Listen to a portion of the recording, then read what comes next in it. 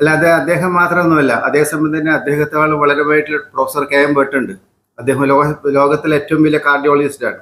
അദ്ദേഹം യോഗയെക്കുറിച്ച് ശാസ്ത്രീയമായിട്ട് ഒരു ഭാഗം സംസാരിക്കുന്നു.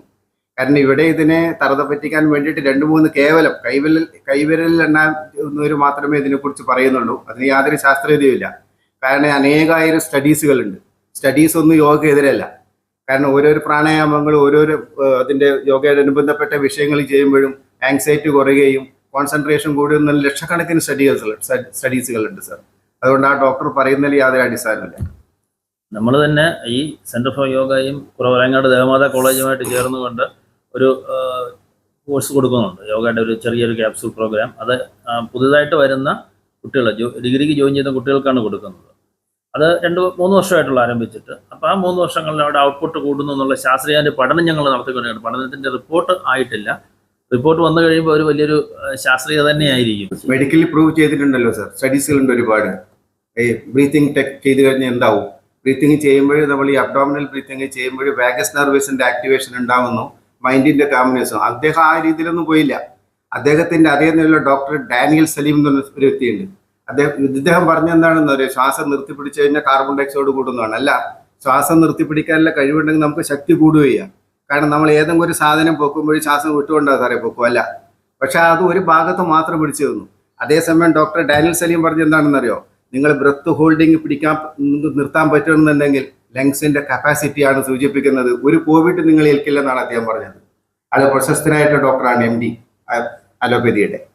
അങ്ങനെ ഓരോരോ ഭാഗത്ത് ഓരോരോ ഭാഗങ്ങളുണ്ട്. ചിലവർ ഇതിനെ എന്തിനാണ് പറയുന്നത് അറിഞ്ഞൂടാ, അത് അവരുടെ ഇത് വേണ്ടിയിട്ടാണെന്ന് അറിഞ്ഞൂടാ, പബ്ലിസിറ്റിക്ക് വേണം. കേവലം 2-3 ആൾക്കാർ മാത്രമേ ഇതിനെതിരായിട്ട് പറഞ്ഞിട്ടുള്ളൂ സർ. ബാക്കി ആരും ഇതിനെതിരായിട്ട് പറഞ്ഞിട്ടില്ല.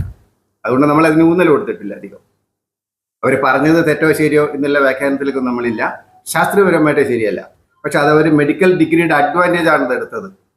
കാരണം ഒരു ഡോക്ടർ ഒരു മെഡിക്കൽ ഡിഗ്രി അഡ്വാൻറ്റേജ് എടുത്തത് പറയാൻ പാടില്ലായിരുന്നു. ഇപ്പം ഞാനും ഡോക്ടർ ഹരിലക്ഷ്മീന്ദ്രകുമാറും പറഞ്ഞത് വിശ്വസിക്കില്ല. കാരണം we don't have the degree, but he has the degree.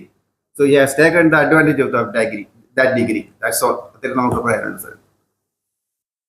മിനിസ്റ്ററുടെ ഒരു നിർദ്ദേശം, ആയുഷിന്റെ ഒരു നിർദ്ദേശം ഉണ്ടായിരുന്നല്ലോ, എല്ലാ ഡോക്ടർമാരും യോഗയിലൊരു ഒരാഴ്ചത്തെ കോഴ്സ് ചെയ്യണമെന്നുള്ള. അപ്പൊ അതിന് IMA എതിർക്കുകയുണ്ടായി. ശക്തമായിട്ട് എതിർത്തു. ഇന്റഗ്രേറ്റഡ് മെഡിസിൻ പറ്റില്ല എന്ന് പറഞ്ഞവര്. കാരണം ഇപ്പൊ അമേരിക്കയിലൊക്കെ ഇന്റഗ്രേറ്റഡ് മെഡിസിൻ ആണ്. കാരണം അലോപ്പതി മെഡിസിൻ മാത്രമല്ല, അതിനും കൂടെ നാച്ചുറോപ്പതി, നാച്ചുറൽ ലിവിങ് കൂടെ വേണം എന്നുള്ളത് മറ്റുള്ള രാജ്യങ്ങൾ ചെയ്യുമ്പോൾ ഇവിടെ അത് അവർ നിഷേധിച്ചു എന്നുള്ളതാണ്. അപ്പൊ അതിനൊരു പ്രത്യുദാഹരണമല്ലേ അത്. പിന്നെ ഇതിൽ നടക്കുന്ന ഇന്റഗ്രേഷനൊക്കെ അതൊന്നും ഒരു പത്രസമ്മേളനത്തിൽ പറയുന്നത് ശരിയല്ല.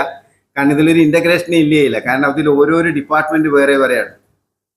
അത് ഓരോരോ ഡിപ്പാർട്ട്മെന്റും ഒന്ന് ചെയ്യുമ്പോൾ വേറെ ഒന്നാവും, ഒന്ന് ചെയ്യുമ്പോൾ വേറെ ഒന്നാവും. അപ്പോൾ ഒരു ഹോളിസ്റ്റിക് അപ്രോച്ച് ഇതിൽ ഇല്ല.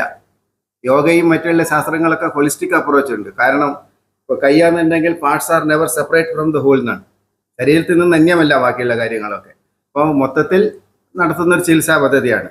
പക്ഷെ ഞങ്ങളുടെ അഭിപ്രായത്തിൽ എന്ന് പറഞ്ഞു കഴിഞ്ഞാൽ യൂണിവേഴ്സിറ്റിയുടെ തരത്തിൽ നിങ്ങൾ സംസാരിക്കുക എന്ന് പറഞ്ഞാൽ എല്ലാം കൂടെ ഇൻ്റഗ്രേറ്റ് ചെയ്യണം. സമഗ്രമായിട്ടുള്ളൊരു പദ്ധതി വേണം. അതിൽ അലോപ്പതിയും വേണം, ആയുർവേദവും വേണം, യോഗയും വേണം. അങ്ങനെ ആ രീതിയിലാണ് നമ്മൾ ചിന്തിക്കുന്നതും ചെയ്യുന്നത്. കോട്ടയം മെഡിക്കൽ കോളേജിൽ പുതിയ MBBS യോഗ ചേർത്തു. ഒരു വിഷയമാണ് അത് പഠിപ്പിക്കുന്നതിന് ഡോക്ടർ അഗസ്റ്റിൻ ജോസഫ് നമ്മുടെ യൂണിവേഴ്സിറ്റി നമ്മുടെ റിസോഴ്സ് പേഴ്സണാണ്. അപ്പൊ ഇതിനെതിരാണെങ്കിൽ അത് വലിയൊരു മെഡിക്കൽ കോളേജ് എങ്ങനെ ഉൾപ്പെടുത്തുമോ സർ?